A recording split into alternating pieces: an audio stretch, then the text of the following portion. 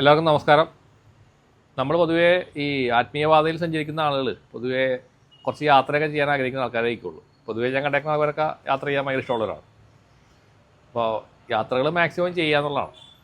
കാരണം പല പല സ്ഥലങ്ങളിലും നമ്മൾ കൂടുതൽ പോകുന്ന അമ്പലങ്ങളിലാണ് അല്ലേ, ക്ഷേത്രങ്ങളിൽ പോകും.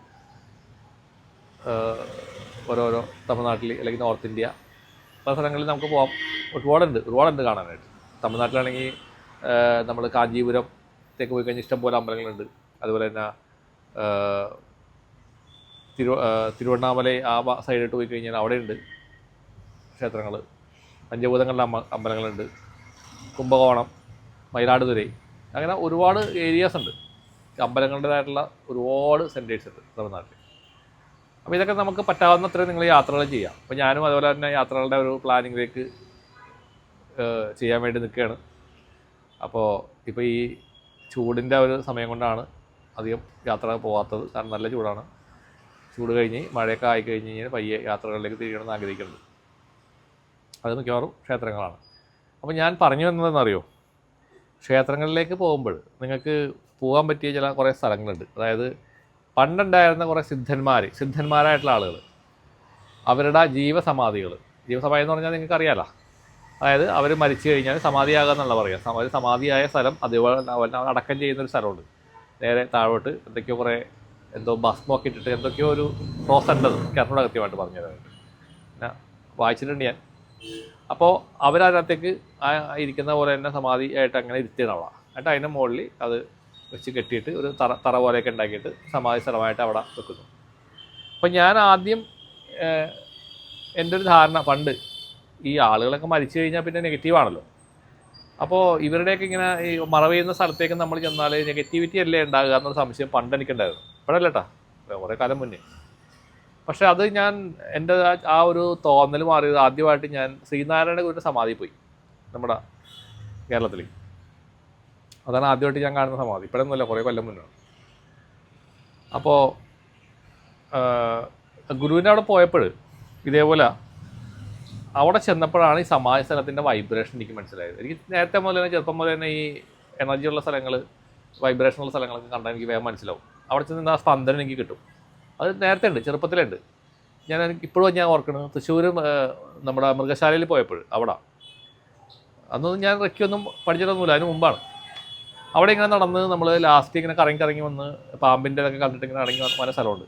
അവിടെ ഇങ്ങനെ വന്നു കഴിഞ്ഞപ്പോൾ ഒരു സ്ഥലത്ത് വന്നപ്പോൾ എനിക്ക് ഭയങ്കരമായൊരു എനർജി ഇങ്ങനെ ഫീൽ ചെയ്തു, ഭയങ്കര വൈബ്രേഷൻ ഇങ്ങനെ ഫീൽ ചെയ്തു. ഒരു ദൈവികമായ ബന്ധമുള്ളൊരു വൈബ്രേഷൻ. അതെനിക്ക് പെട്ടെന്ന് അറിയാം, ആ സ്പന്ദനം പെട്ടെന്ന് എനിക്ക് കിട്ടും. അപ്പോൾ ഞാനിങ്ങനെ നോക്കിയപ്പോൾ അമ്പലമൊന്നും കാണാനില്ല. അപ്പോൾ അങ്ങനെ തപ്പി നടന്നു കഴിഞ്ഞപ്പോൾ ഒരു സ്ഥലത്ത് വന്നപ്പോൾ അവിടെ ഒരു ഇടിഞ്ഞു പൊളിഞ്ഞെടുക്കുന്ന സ്ഥലത്ത് ശിവലിംഗം ഇങ്ങനെ ഇരിക്കുന്നുണ്ട്. ചെറിയൊരു സാധനം, അതായത് പെട്ടെന്ന് കാണുമൊന്നുമില്ല. അത് ഞാൻ കണ്ടുപിടിച്ചത് അവിടെ ചെന്നപ്പോൾ നല്ല വൈബ്രേഷനാണ്. അപ്പോൾ അതായത് ആരും പരിപാലിക്കാതെ ഒരു ശിവലിംഗം ഇങ്ങനെ അവിടെ ഒരു സാധനത്തിൻ്റെ ഉള്ളിലിങ്ങനെ ഇരിക്കും. അതവിടെ മെയിൻ്റനൻസ് ഒന്നുമില്ല. ഇപ്പം എന്തായാലും എനിക്ക് അറിഞ്ഞു കേട്ടോ, ഇത് കൊല്ലങ്ങൾക്ക് മുന്നത്തെ കഥയാണ്. അപ്പോൾ അത് ഞാൻ ഉദാഹരണം പറഞ്ഞാണ്. അപ്പോൾ അങ്ങനെ മനസ്സിലാക്കാൻ പറ്റുമെന്ന് പറഞ്ഞു മാത്രമേ. അപ്പോൾ ഇതേപോലെ ശ്രീനാരായണഗുരുവിനെ സമാധി ചെന്നപ്പോഴാണ് ഈ സമാധിയുടെ പവർ മനസ്സിലായത് ആദ്യമായിട്ട്. അപ്പോൾ അവർ ദിവ്യന്മാരായിട്ടുള്ള ആളുകൾ, സിദ്ധന്മാരായിട്ടുള്ള ആളുകൾ മരിച്ചു കഴിഞ്ഞാൽ അവർ ഭയങ്കര ചൈതന്യമായിട്ട് മാറും എന്നുള്ളതാണ്. ആ ബോഡി വരെ ചൈതന്യമാണ്. അപ്പോൾ ഭോഗര സിദ്ധർ എന്നൊക്കെ പറഞ്ഞ പോലെ ശ്രീനാരായണ ഗുരു അതുപോലെ തന്നെ സിദ്ധനാണ്. അദ്ദേഹത്തിൻ്റെ ആ ഒരു ചൈതന്യം എന്ന് പറഞ്ഞു കഴിഞ്ഞാൽ ഭയങ്കര ചൈതന്യമാണ്. അപ്പോഴാണ് എനിക്കതൊരു പുതിയ നോളജായിട്ട് തോന്നിയത്, പുതിയൊരു അറിവ് കിട്ടിയത്. അപ്പോൾ പിന്നെ ഞാനിങ്ങനെ ഈ 18 സിദ്ധന്മാരെ പറ്റിയൊക്കെ പിന്നീട് ഞാൻ മനസ്സിലാക്കിയപ്പോൾ സിദ്ധന്മാരുടെ സമാധികളിൽ പോകാനായിട്ട് ശ്രമിക്കാറുണ്ട്. പക്ഷേ അധികം സ്ഥലങ്ങളൊന്നും എനിക്ക് ഇതുവരെ പോകാൻ പറ്റിയിട്ടില്ല. കുറച്ച് സ്ഥലങ്ങളൊക്കെ ഞാൻ പോയിട്ടുണ്ട്.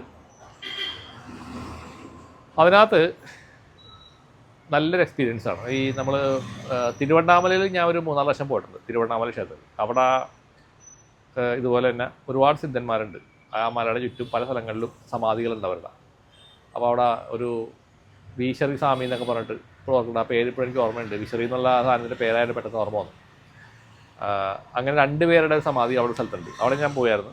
അവിടെ ഇതുപോലെ വൈബ്രേഷൻ ഉണ്ടായിരുന്നു. ഇപ്പം ഞാൻ ഈ തമിഴ്നാട്ടിൽ ഇപ്പോൾ ഈ 2 ദിവസം മുന്നേ ഞാൻ പോയായിരുന്നു. അപ്പോൾ മാസാണിയമ്മൻ കോവിലിൽ പോയി. അത് കഴിഞ്ഞിട്ട് അവിടെ നിന്ന് ഇഷയിൽ പോയി. ഇഷയിലകത്തൊന്നും കയറാൻ പറ്റില്ല, നല്ല തിരക്കായിരുന്നു. അതായത് ഞങ്ങൾ യോഗയുടെ പ്രതിമ അവിടെ കുറേ സ്പെൻഡ് ചെയ്ത് തിരിച്ചു പോന്നു. അപ്പോൾ ബാസാനിയമ്മൻ തൊഴുതിന് ശേഷം അളുക്കുസ്വാമി എന്ന് പറഞ്ഞൊരു സ്വാമിയുടെ സമാധിയിൽ പോയിരുന്നു. ഞാൻ ഇതിനു മുമ്പ് പോയിട്ടുണ്ട് അവിടെ. അപ്പോൾ അതിൻ്റെ വീഡിയോ ഞാൻ നമ്മളെ യൂട്യൂബിൽ ഇട്ടിട്ടുണ്ട്, അളുക്കുസ്വാമിയുടെ വീഡിയോ. അവിടെ നല്ല ഹയർ വൈബ്രേഷനാണ്. നമ്മളവിടെ ചെന്ന് കഴിഞ്ഞാൽ നമുക്കറിയാം, ആ ഒരു സ്ഥലത്ത് ചെന്ന് കഴിഞ്ഞാൽ അവിടെ ഇരുന്ന് കഴിഞ്ഞാൽ നമുക്ക് അദ്ദേഹത്തിൻ്റെ വൈബ്രേഷൻ നമുക്ക് റിസീവ് ചെയ്യാൻ പറ്റും. ശരിക്കും ഭയങ്കര എക്സ്പീരിയൻസ് ആണ്. അപ്പോൾ അത് നമ്മൾ ഈ ചൂട് സമയമായതുകൊണ്ട് കുറച്ച് അവിടെ ഇരിക്കുമ്പോൾ കുറച്ച് ബുദ്ധിമുട്ടൊക്കെ തോന്നുമെങ്കിലും നമ്മൾ ഇത്തിരി നേരത്തെ രാവിലെ ചെല്ലുകയാണെങ്കിൽ അല്ലെങ്കിൽ വൈകുന്നേരം ചെല്ലുകയാണെങ്കിൽ ഇതുപോലെ തന്നെ കുറച്ചുകൂടി നന്നായിരിക്കും എനിക്ക് തോന്നി. ഞാൻ ചെന്നത് ഈ ഉച്ച സമയത്തായതിൻ്റെ പേരിൽ ആ ചൂടുകൊണ്ട് ഇരിക്കാൻ പറ്റില്ല അവിടെ. ഈ അടുത്ത പ്രാവശ്യം പോകുമ്പോൾ രാവിലെ പോകാനായിട്ട് ഞാൻ ശ്രമിക്കും. ആദ്യം അവിടെ ചെന്നിട്ട് മാസാനിയമ്മനിലേക്ക് പോവുക, അതാണ് അടുത്ത പ്ലാൻ. അപ്പോൾ അദ്ദേഹത്തിൻ്റെ പ്രത്യേകത എന്ന് പറഞ്ഞു കഴിഞ്ഞാൽ, ഇദ്ദേഹം ജീവിച്ചിരുന്ന സമയത്ത് അവിടുത്തെ ഒരു പൂജാരി പറഞ്ഞാണ്, ഞാൻ എൻ്റെ ഷോർട്ട് വീഡിയോയിൽ പറഞ്ഞിട്ടുണ്ടായിരുന്നതിനെ പറ്റി. അതായത് അദ്ദേഹം രാത്രി കിടന്നുറങ്ങി കഴിഞ്ഞ് നേരം വെളുത്ത് എഴുന്നേൽക്കുമ്പോൾ ഈ കൈകാലിലൊക്കെ അവിടെ മാറി കിടക്കുന്നുണ്ടാവും. ഈ ഒരു കൈ ഇപ്പുറത്ത്, കൈ ഇവിടെ നിന്ന് വിട്ടിട്ട് രണ്ട് സൈഡിലേക്ക് മാറും, കാലും മാറും, തലയും മാറും. അപ്പോൾ ഞാൻ പെട്ടെന്ന് കയറ്റപ്പോൾ ഇങ്ങനെ താടിക്ക് കൈ കൊടുത്ത് നിന്ന് ഇതിങ്ങനെയൊക്കെ സംഭവിക്കുമെന്നുള്ളത്. അപ്പോൾ അവിടുത്തെ ഒരു പഴയ ഒരാളാണ്, അയാൾ പറഞ്ഞത് അതങ്ങനെ സംഭവിക്കുമായിരുന്നു, അത് അത്ഭുതമായിരുന്നു. അങ്ങനെയാണ് ആ സിദ്ധനെ ആളിൽ അറിഞ്ഞു തുടങ്ങിയത്. ആൾക്കാർ വന്ന് അങ്ങനെ അടുത്ത് വന്നിട്ട് കാണാൻ വേണ്ടി ഇഷ്ടംപോലെ ആൾക്കാർ വരും അത്രേ.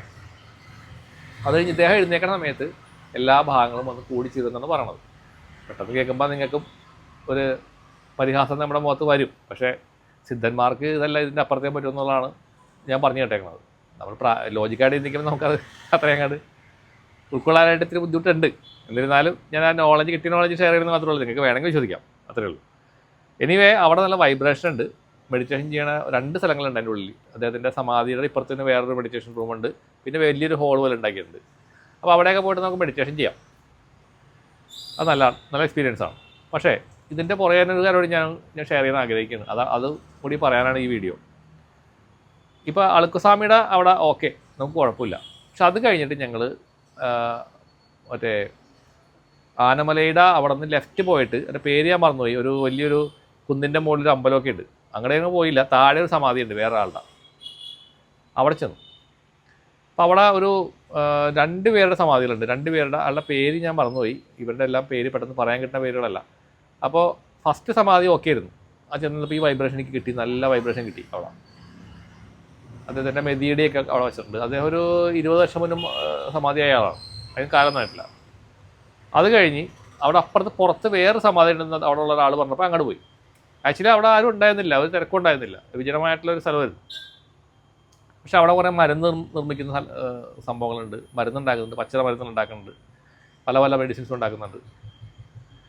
പിന്നെ അവിടെ ഒരു സ്കൂളുണ്ട്, കുട്ടികളുടെ സ്കൂളൊക്കെ, നല്ല ഒരുപാട് പ്രവർത്തനങ്ങൾ ചെയ്യുന്ന സ്ഥലമാണ്. പക്ഷേ രണ്ടാമത്തെ സമാധി ചെന്ന് കഴിഞ്ഞപ്പോൾ, അപ്പോൾ ഞാൻ എൻ്റെ ഫാമിലി, വൈഫ്, എൻ്റെ ബ്രദർ ഒക്കെ ഉണ്ടായിരുന്നു, ഞങ്ങളൊരു 4-5 പേരുണ്ടായിരുന്നു. അവിടെ ചെന്ന് കഴിഞ്ഞ് കഴിഞ്ഞപ്പോൾ തുടങ്ങി ഭയങ്കരമായൊരു ബുദ്ധിമുട്ട് തോന്നി, വയറിനൊക്കെ ഭയങ്കര ബുദ്ധിമുട്ട്. അപ്പോൾ ഞങ്ങൾ അവിടെ വെച്ചിട്ടാണ് ഫുഡെല്ലാം കഴിച്ചത്. ഞങ്ങൾ വീട്ടിൽ നിന്ന് വണ്ടിയിൽ ഫുഡെല്ലാം കൊണ്ടുപോയിട്ടുണ്ടായിരുന്നു. അങ്ങനെ ഫുഡ് കഴിച്ച് അവിടെ നിന്ന് കഴിഞ്ഞപ്പോഴേക്കും എനർജി ഭയങ്കരമായിട്ട് മോശമായി. എനർജി വല്ലാത്തൊരു ഡ്രെയിൻ ആയ പോലെ എനിക്ക് തോന്നി ആ രണ്ടാമത് സമാധി ചെന്ന് കഴിഞ്ഞപ്പോൾ. അന്നേരം മനസ്സിലായില്ല, കാരണം നമ്മൾ ഓൾറെഡി മാസാനിയമ്മനിൽ പോയി പവറെല്ലാം കയറിയിട്ട് വരുന്ന വഴിയാണ് ഇവിടെ കയറുന്നത്. അവിടെ നിന്ന് അളുക്കുസ്വാമിനെ കണ്ടു, ഇവിടെ വന്നു 3ാമത്തത്. അപ്പോൾ തന്നെ എല്ലാവർക്കും ഒരു മടുപ്പൊക്കെ തോന്നി. എല്ലാവരും പറയുകയും ചെയ്തത് ഒരു ഉഷാറില്ല എന്നൊക്കെ എല്ലാവരും പറഞ്ഞെങ്കിലും ഇതാണ് കാര്യം എന്ന് ആർക്കും മനസ്സിലായിട്ടുണ്ടായിരുന്നില്ല. പക്ഷേ പിന്നീട് എനിക്ക് മനസ്സിലായി അതാണ് സംഭവം. അവിടുത്തെ ആ ഒരു എനർജി അത്ര നല്ല എനർജി ആയിരുന്നില്ല രണ്ടാമത് സമാധിയിലുള്ളത്. അതായിരുന്നു എൻ്റെ റീസൺ.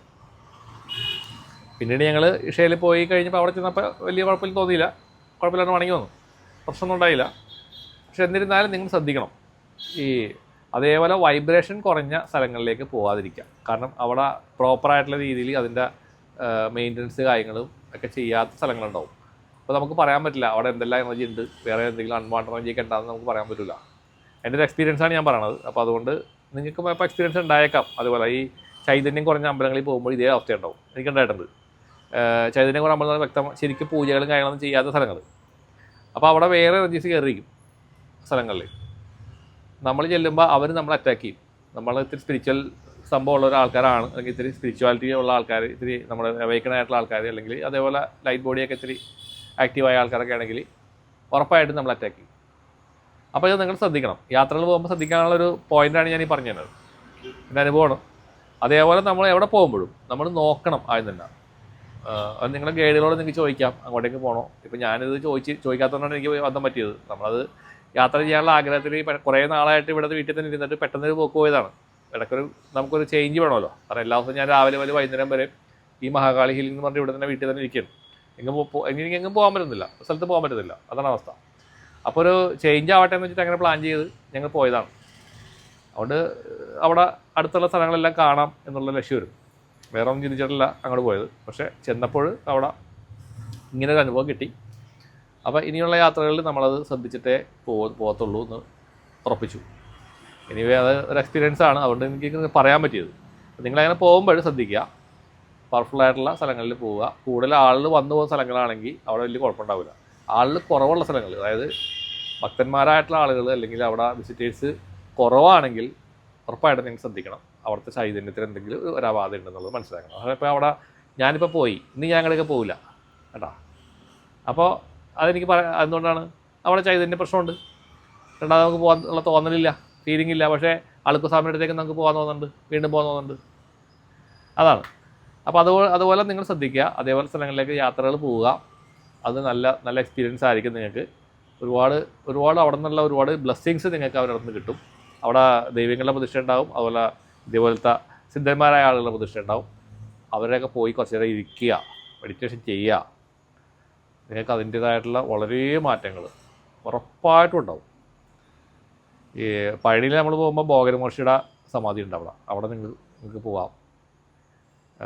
എൻ്റെ ഒരു അഭിപ്രായത്തിൽ നിങ്ങളുടെ സ്പിരിച്വാലിറ്റി നിങ്ങൾ തന്നെ ഡെവലപ്പ് ചെയ്തെടുക്കുക. ഇതേപോലത്തെ ആളുകളുടെ ഹെൽപ്പ്, ദൈവങ്ങളുടെ ഹെൽപ്പ്, അല്ലെങ്കിൽ ഇതുപോലുള്ള ഗുരുക്കന്മാരുടെ ഹെൽപ്പ് ഇതെടുക്കുക. നമ്മൾ കുറേ മനുഷ്യന്മാരായ ആളുകളുടെ പുറകെ അങ്ങോട്ടും വളർന്ന ഒരു കാര്യമില്ല. അവർക്ക് നിങ്ങളെ ചെറിയ സഹായങ്ങൾ ചെയ്യാൻ പറ്റും, അത്രേ പറ്റൂ. പക്ഷേ ഇവർക്കാണ് ശരിക്കും സഹായിക്കാൻ പറ്റും. അതായത് നമ്മൾ ഇതിനൊക്കെ അസെൻഡഡ് മാസ്റ്റേഴ്സാണ് ഇത് പറയുക. ജീവിച്ചിരുന്ന് മരണപ്പെട്ട സമാധിയായ ആളുകൾ, അല്ലെങ്കിൽ അതേപോലത്തെ ഇപ്പോൾ മഹാവതാർ ബാബാജിയൊക്കെ പോലത്തെ ആളുകൾ, അതൊക്കെ അസെൻഡഡ് മാസ്റ്റേഴ്സ് എന്നാണ് പൊതുവെ എല്ലാവരും വിളിക്കുക. അപ്പോൾ അവരുടെ പണിയെന്ന് വെച്ച് കഴിഞ്ഞാൽ നമ്മളെ സഹായിക്കലാണ് അവരുടെ പണി. നമ്മളെ സ്പിരിച്വാലിറ്റിയിലേക്ക് കൈപിടിച്ച് കൊണ്ടുപോയിട്ട് നമ്മളെ ആ മോക്ഷത്തിലേക്ക് കൊണ്ടുപോകാനാണ് അവരുടെ ജോലി. അതാണ്. അതിന് വേണ്ടിയിട്ട് നിലകൊള്ളയാണ്. അത് ഭൂമിയിൽ തന്നെ നിലകൊള്ളയാണ്, ഇവിടെ തന്നെ നിലകൊള്ളുന്നത്. ഈ ലെവലിൽ തന്നെ അവരുണ്ട്, എല്ലാവരും ഉണ്ട്. ഏഞ്ചൽസ് ഉണ്ട്, ആർക്ക് ഏഞ്ചൽസ് ഉണ്ട്, ക്രൈസ്റ്റ് ഉണ്ട്, അങ്ങനെ ഒത്തിരി ആളുകളുണ്ട് ഇവിടെ നമ്മളെ സഹായിക്കാനായിട്ട്. ആരെവിടെയും നമുക്ക് പിടിക്കാം, ഒരു കുഴപ്പമില്ല. അപ്പോൾ ഇത് ഒന്ന് മനസ്സിലാക്കുക, യാത്രകൾ ചെയ്യുക. ഇതേപോലെ നിങ്ങളുടെ വൈബ്രേഷൻസ് ഹൈ ആക്കുക. അതിന് വേണ്ടുന്ന കാര്യങ്ങളിലേക്ക് നിങ്ങൾ പോവുക. അതാണ് ഇതിൻ്റെ ഒരു ചുരുക്കത്തിൽ ഞാൻ പറഞ്ഞ് അവസാനിപ്പിക്കുന്നത്. എല്ലാവർക്കും നന്മ വരട്ടെ. നന്ദി, നമസ്കാരം.